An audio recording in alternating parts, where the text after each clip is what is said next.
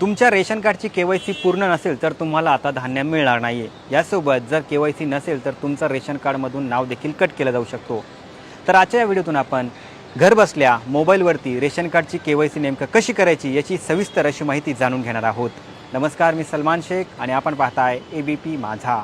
तर सरकारच्या नवीन नियमानुसार दर 5 वर्षाला तुम्हाला रेशन कार्डची केवायसी करणं बंधनकारक आहे।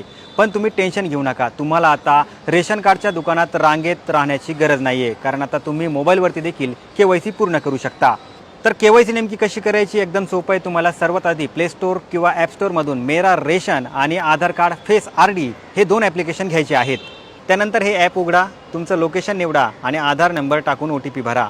तुमची माहिती समोर येईल, तेथे तुम्हाला फेस ई-केवायसी यावरती क्लिक करायचं आहे। त्यानंतर तुमचा चेहरा सेल्फी कॅमेऱ्याने स्कॅन करा, म्हणजे झालं तुमचं काम। तर ही सर्व प्रोसेस केल्यानंतर आता तुमचं रेशन कार्ड नेमकं केवायसी झालं की नाही हे कसं चेक करायचं तेही तुम्हाला सांगतो। तर पुन्हा तुम्हाला या ॲप्लिकेशनमध्ये जायचं आहे। जर तिथे तुम्हाला Y लिहून आलं असेल तर समजा तुमचं काम झालं, आणि जर N असेल तर तुम्हाला मात्र पुन्हा प्रोसेस पूर्ण करावी लागणार आहे। आणि ज्यांना ऑनलाईन प्रोसेस जमत नसेल त्यांनी रेशन दुकानदाराकडे किंवा CSA सेंटरवरती जाऊन आपल्या रेशन कार्डची केवायसी पूर्ण करून घ्यावी। तर मित्रांनो, तुम्हाला ही माहिती कशी वाटली आम्हाला नक्की कळवा आणि जास्तीत जास्त जनतेपर्यंत हा व्हिडिओ तुफान व्हायरल करा आणि पाहत रहा एबीपी माझा।